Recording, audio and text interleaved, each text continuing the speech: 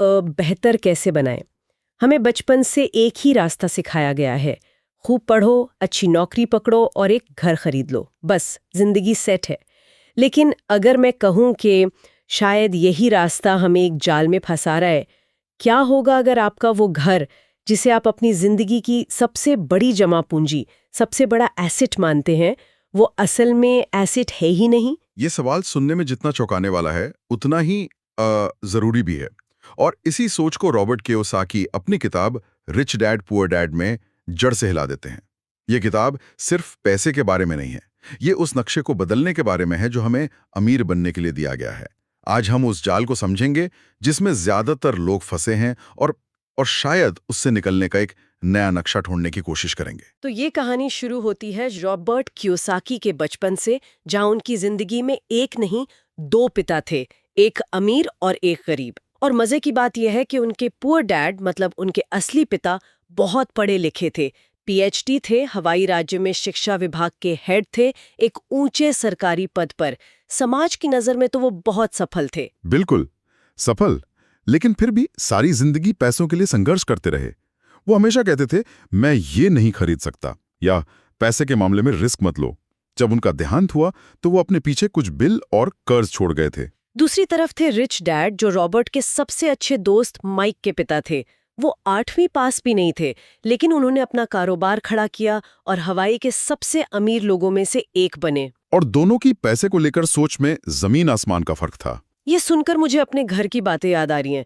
हमारे यहाँ भी हमेशा यही कहा जाता था कि बेटा रिस्क मत लो, बस एक पक्की नौकरी ढूंढ लो। ये सोच हमारी परवरिश में कितनी कितनी गहरी बैठी हुई है। बिल्कुल।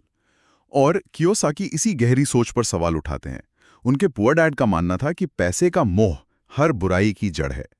वहीं रिच डैड कहते थे, पैसे की कमी हर बुराई की जड़ है। एक ही चीज पर दो बिल्कुल अलग नजरिए। हाँ बिल्कुल। पुअर डैड की सलाह थी, खूब पढ़ो ताकि तुम्हें किसी अच्छी कंपनी में नौकरी मिल सके। इसके ठीक उलट रिच डैड की सलाह थी, खूब पढ़ो ताकि तुम एक अच्छी कंपनी खरीद सको। एक नौकरी करने की मानसिकता है, दूसरी मालिक बनने की। ये मानसिकता का फर्क तो हर छोटी बात में दिखता होगा। जैसे जब कोई चीज महंगी लगती तो पुअर डैड का पहला रिएक्शन होता, मैं ये नहीं खरीद सकता, और बात वहीं खत्म हो जाती थी। एक तरह से उनका दिमाग सोचना बंद कर देता था। सही। जबकि रिच डैड सिखाते थे कि ये कभी मत कहो, इसके बजाय खुद से ये सवाल पूछो, मैं इसे कैसे खरीद सकता हूं। ये एक छोटा सा बदलाव आपके दिमाग को बंद करने के बजाय उसे समाधान ढूंढने के काम पर लगा देता है। ये दिमाग के लिए एक एक्सरसाइज है। एक मानसिकता दरवाजे बंद कर रही है, दूसरी नए रास्ते खोज रही है। रिच डैड तब भी खुद को अमीर कहते थे जब वो दिवालिया हो गए थे। उनका कहना था, कंगाल होना एक अस्थायी स्थिति है, पर गरीबी एक मानसिकता है जो हमेशा के लिए हो सकती है। और अगर ये गरीबी एक मानसिकता है तो इसे बदला भी जा सकता है। किताब के मुताबिक इस बदलाव का सबसे पहला और जरूरी कदम क्या है? शायद उन शब्दों को समझना जिन्हें हम रोज इस्तेमाल करते हैं लेकिन उनका असली मतलब नहीं जानते, जैसे एसेट। आपने बिल्कुल सही पकड़ा। किताब का नियम नंबर 1 यही है, आपको एसेट और लायबिलिटी के बीच का फर्क पता होना चाहिए और हमेशा एसेट्स खरीदने चाहिए। सुनने में बहुत आसान लगता है, लेकिन ज्यादातर पढ़े लिखे लोग भी इस फर्क को नहीं समझते। रिच डैड की परिभाषा बहुत सीधी है, इतनी सीधी कि एक बच्चा भी समझ जाए। क्या है वो परिभाषा? एसेट वो कोई भी चीज है जो आपकी जेब में पैसा डाले, और लायबिलिटी वो कोई भी चीज है जो आपकी जेब से पैसा निकाले। बस, कोई मुश्किल शब्द नहीं, कोई जटिल फॉर्मूला नहीं। सारा खेल कैश फ्लो का है, यानी पैसा आपकी तरफ आ रहा है या आपसे दूर जा रहा है। ठीक है, जेब में पैसा डाले या जेब से पैसा निकाले, ये परिभाषा तो बहुत सीधी है, लेकिन असल जिंदगी में इसे लागू करना मुश्किल हो सकता है। जैसे एक कार, ज्यादातर भारतीय परिवारों के लिए ये एक जरूरत है, ऑफिस जाने का जरिया है, स्टेटस सिंबल है। क्या वो भी लायबिलिटी है? यही तो सबसे बड़ा धोखा है। अगर हम कैश फ्लो के नजरिए से देखें तो जवाब है हाँ, वो एक लायबिलिटी है। सोचिए, क्या आपकी कार आपकी जेब में 1 रुपया भी डाल रही है? नहीं, बल्कि वो हर महीने ईएमआई, पेट्रोल, मेंटेनेंस और इंश्योरेंस के नाम पर हजारों रुपए निकाल रही है। वो एक जरूरत हो सकती है, पर फाइनेंशियल नजरिए से वो एक एसेट नहीं है। तो फिर एसेट का एक साफ उदाहरण क्या होगा? मान लीजिए आपने कार की जगह एक छोटी सी दुकान खरीदी और उसे किराए पर दे दिया। वो दुकान हर महीने आपकी जेब में किराए का पैसा डाल रही है, तो वो दुकान एक एसेट हुई। अब आते हैं उस सबसे बड़े सवाल पर, हमारा घर। एक मिनट, ये बात मानना थोड़ा मुश्किल है। अपना घर होना तो हर भारतीय का सपना होता है, एक तरह की सामाजिक और आर्थिक सुरक्षा।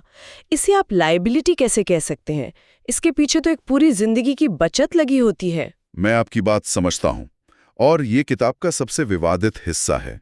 घर एक इमोशनल एसेट जरूर है, एक सुरक्षा की भावना देता है, लेकिन अगर हम रिच डैड की सीधी परिभाषा पर टिके रहें, कैश फ्लो, तो जिस घर में आप रहते हैं वो आपकी जेब में पैसा नहीं डालता, बल्कि वो होम लोन की EMI, property tax, maintenance, repair जैसे अनगिनत तरीकों से हर महीने आपकी जेब से पैसा निकालता है। इसलिए फाइनेंशियल स्टेटमेंट के नजरिए से आपका घर आपका सबसे बड़ा एसेट नहीं, बल्कि सबसे बड़ी लाइबिलिटी है। तो आप कह रहे हैं कि अमीर लोग घर नहीं खरीदते? नहीं, वो खरीदते हैं, लेकिन उनका तरीका अलग है। एक गरीब या मिडिल क्लास इंसान पहले अपनी सैलरी से एक घर खरीदता है, जो एक बड़ी लाइबिलिटी है। अमीर इंसान पहले अपनी कमाई से ऐसे एसेट्स बनाता है, जैसे किराए पर देने के लिए प्रॉपर्टीज, स्टॉक्स, बॉन्ड्स या कोई बिजनेस। जब इन एसेट्स से आने वाला कैश फ्लो इतना बढ़ जाता है कि वो उनके सपनों के घर के सारे खर्चे आसानी से उठा सकें, तब वो घर खरीदते हैं। फर्क यह है कि उनका घर उनके एसेट्स खरीदते हैं, उनकी नौकरी की सैलरी नहीं। ये तो पूरा खेल ही पलट देता है। इसका मतलब जो चीज मिडिल क्लास को सुरक्षा लगती है, वही उन्हें एक जाल में फंसा रहे हैं। बात सीधी है, गरीब और मिडिल क्लास लाइबिलिटीज खरीदते हैं, ये सोचकर कि वो एसेट्स हैं। बिल्कुल। और इसी लाइबिलिटीज खरीदने के चक्कर में ज्यादातर लोग फंस जाते हैं, जिसे कियोसाकी द रैट रेस कहते हैं। रैट रेस मतलब चूहे की दौड़। ये सिर्फ एक किताबी कॉन्सेप्ट नहीं है, ये आज के भारतीय मिडिल क्लास का सच लगता है।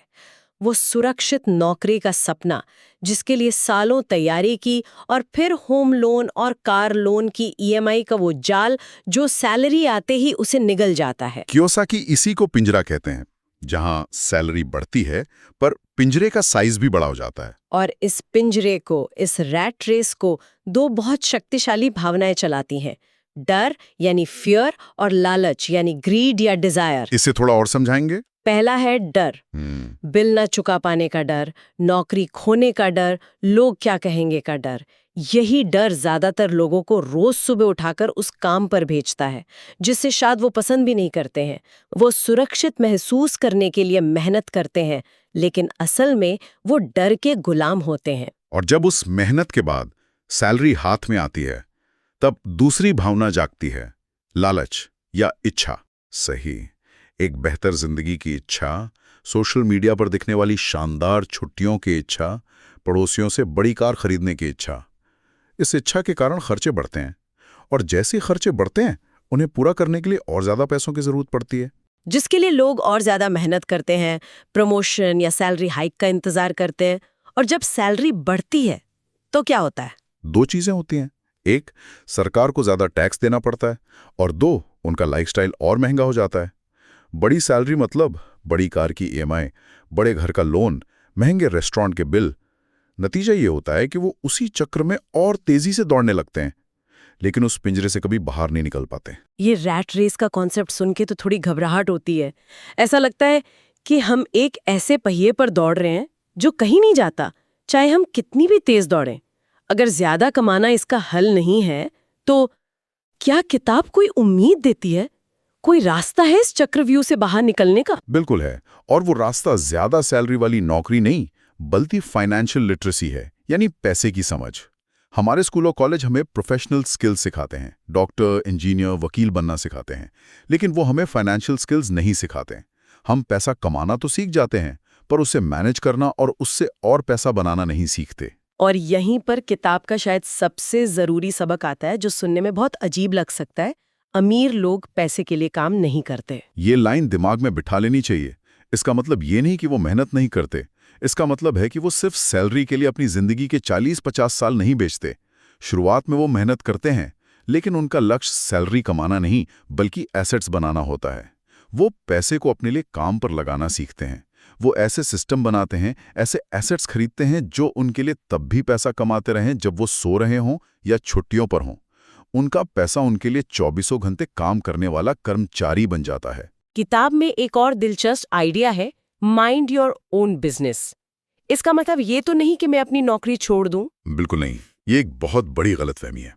कियोसाकी कहते हैं कि आपकी नौकरी आपका प्रोफेशन है, आपका बिजनेस नहीं है। आपका बिजनेस आपका एसेट कॉलम है। आप चाहे बैंकर हो या टीचर, ये आपका प्रोफेशन है जो आपके बिल चुकाता है। आपका असली बिजनेस वो है जो आप अपनी सैलरी से बचे हुए पैसों से करते हैं, यानी अपने एसेट कॉलम को बनाना। तो अपनी नौकरी करते हुए अपना ध्यान अपने एसेट कॉलम को बढ़ाने पर लगाइए। और असली आजादी का लक्ष्य क्या है? कब पता चलेगा कि आप रैट रेस से बाहर आ गए हैं? उस दिन जब आपके एसेट कॉलम से आने वाली पैसिव इनकम आपके महीने के कुल खर्चों से ज्यादा हो जाए। उस दिन आप आर्थिक रूप से आजाद हैं। उसके बाद आपको पैसों के लिए काम करने की जरूरत नहीं है। आप काम करते हैं क्योंकि आप करना चाहते हैं, मजबूरी में नहीं। यही असली अमीरी है। इस आजादी तक पहुंचने के लिए कियोसाकी फाइनेंशियल आईक्यू की बात करते हैं। इसके 4 हिस्से हैं, है ना? हाँ, 4 मुख्य स्तंभ है। पहला है अकाउंटिंग, जिसे वो फाइनेंशियल लिटरेसी भी कहते हैं। इसका मतलब है नंबरों की भाषा को पढ़ना और समझना। आपको अपनी इनकम स्टेटमेंट और बैलेंस शीट समझ आनी चाहिए, ताकि आप जान सकें कि पैसा कहां से आ रहा है और कहां जा रहा है। दूसरा है इन्वेस्टिंग, मतलब पैसे से पैसा बनाने का विज्ञान। हाँ, ये सिर्फ पैसा लगाना नहीं है, बल्कि ये समझना है कि आपका पैसा आपके लिए और पैसा कैसे पैदा करेगा। अच्छा। तीसरा है बाजार को समझना, यानी सप्लाई और डिमांड के खेल को समझना। ये जानना कि अर्थव्यवस्था किस दिशा में जा रही है और मौके कहाँ बन रहे हैं। और चौथा, जो शायद सबसे जरूरी है, वो है कानून को समझना। कानून? ये थोड़ा अजीब लगता है। ये वो सीक्रेट है जो अमीर लोग इस्तेमाल करते हैं। उन्हें टैक्स के नियम और कॉर्पोरेशन की ताकत का पता होता है। एक आम नौकरी पेशा इंसान पहले कमाता है, फिर सरकार को टैक्स देता है और बचे हुए से खर्च करता है।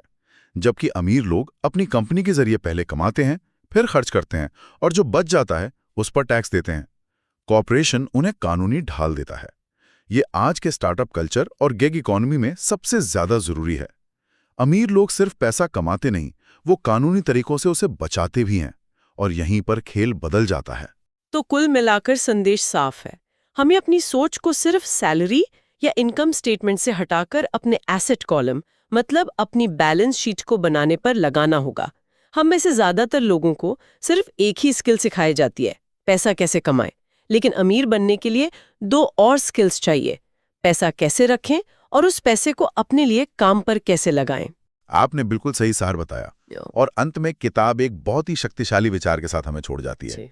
हम सबके पास जो सबसे बड़ा एसेट है, वो कोई जमीन या सोना नहीं, बल्कि हमारा दिमाग है। अगर एक बिना ट्रेनिंग वाला दिमाग गरीबी पैदा कर सकता है और हमें जिंदगी भर रैट रेस में फंसाए रख सकता है, तो सोचिए एक प्रशिक्षित दिमाग, एक ट्रेंड दिमाग क्या कर सकता है। ये सोचने वाली बात है। तो किताब का असली संदेश शायद ये नहीं है कि घर मत खरीदो या नौकरी छोड़ दो। संदेश ये है कि हमें अपने सबसे बड़े एसेट, हमारे दिमाग को उस तरह ट्रेन करना होगा जैसे अमीर करते हैं। इस हफ्ते ये सोचने के बजाय कि मैं और पैसा कैसे कमाऊं, क्यों ना ये सवाल पूछा जाए, मेरे पास जो पैसा है उसे मैं अपने लिए काम पर कैसे लगा सकता हूं, चाहे वो 100 रुपए ही क्यों ना हो। जवाब शायद वहीं से शुरू होगा।